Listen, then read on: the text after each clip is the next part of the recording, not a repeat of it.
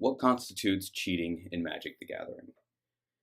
I think that we can all agree, I certainly hope that we can all agree, that there are some things in Magic that are definitely cheating. And then there are some things that are definitely not cheating. And then there's an entire gray area where a lot of other stuff falls into. So let's start with what's not cheating. Well, that's how most people play the game. You draw the number of cards that you're supposed to draw on your turn, which is normally just one. You play one land, usually, per turn. You attack just once with your creatures and they don't untap.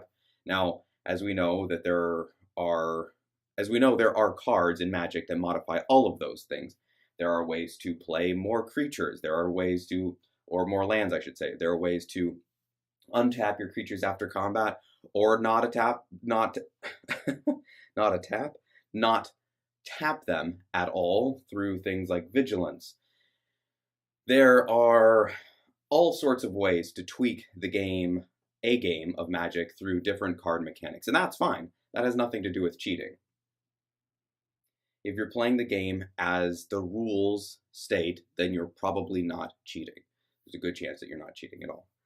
Now, there are some things that are definitely cheating, such as manipulating your deck if your opponent isn't paying attention or you've got slippery fingers and you know how to set things up so that your deck is just so. Let's say you're playing a combo deck. I learned about this little shenanigan sort of trick just the other day. Let's say you're playing a combo deck and it has a couple of cards that are key to getting that combo off. I played in a Pauper tournament recently, and one of the guys I played against was playing an inside-out combo deck. The whole idea is you get this one creature out there, I don't remember its name. I think it's a 1 something, it's got a higher toughness than it does power.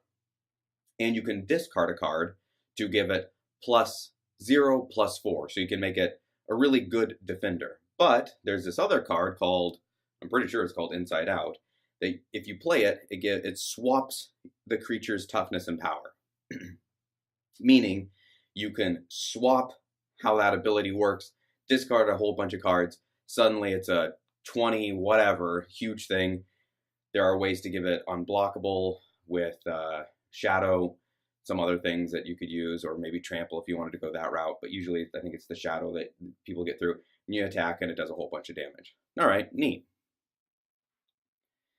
You need that inside out card and the creature to attack with to make that work. So, something that somebody could do, I'm not accusing my opponent of this whatsoever, not at all. I'm saying that's an example of a combo deck. I'm saying this is something that somebody could do with a combo deck that requires certain pieces to go off. Is, if you've ever played with cards, there's a good chance that you've played with sleeves. You've probably put your cards in sleeves. On the one side is the open side, where you put the card in. On the other side, it's closed off so the card doesn't fall out. Well, let's say this and this card are the ones that I wanted, or I need, the inside out card, and they're key to making this deck work. Something I might do is, instead of have it facing up, I might swap those around. So now, as I'm shuffling, I can see exactly where those are and put them where I need to by paying attention. And there we go, off to the races. I've set my deck up. Maybe I notice my opponent doesn't cut, maybe they do, so I set it up so that those are closer to the top. I stall out until I can get those cards. There are shenanigans like that. I don't want to really talk about what's cheating, because cheating is pretty cut and dry. Drawing extra turns, gee whiz, I can't talk. Drawing extra cards per turn, sneaking a card in, maybe standing up to try and get a peek at your opponent's hand, that's cheating. This is partly why I think that it's a good idea to set your hand down and watch what your opponent is doing. Just be vigilant. Now, what I want to talk about is the gray area of cheating, the social engineering part of cheating. I, for one, do not think that the social engineering aspect of Magic is cheating whatsoever. Let me give you an example, a story I just heard recently of something that happened. I believe it was in a game of Modern. I don't know the particulars. This might be a famous story. It might not be. It might be something that you've heard of. It might not be. There's a card called Pithing Needle. I don't know exactly how the rules go on it, and I don't exactly know what it states, but I do know that it's an artifact and it costs 1 to cast. and I'm pretty sure the way it works is similar to Sorcerer's Spyglass, that you name a card once it comes into play, so it has to resolve. Once it's resolved and it's in play, you name a card. Named card can no longer you can't use activated abilities of the named card. So at this tournament, this is a story I heard. I don't know the particulars. The player with a pithing needle in hand calls for a judge. Judge comes over and he says, "Can I name Dark Confident with this card? With this?" And the judge goes, "Yeah, you can, but it's not going to stop that activated ability." And the player goes, "Okay, but I can name that?" And he says, "Yeah." The judge says, "Yes, you can." He plays the pithing needle. The opponent, with the Dark Confident, also known as Bob, says, "Yeah, okay."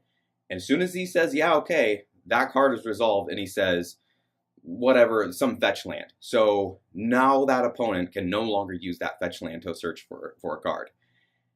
Some might say that that's cheating, that calling the judge over to do that whole little thing is cheating. I disagree. The opponent still should have cracked his fetch land. Let me give you an example of why I don't think that social engineering is cheating. There are going to be things that happen in a game that you cannot stop from noticing. Here's an example.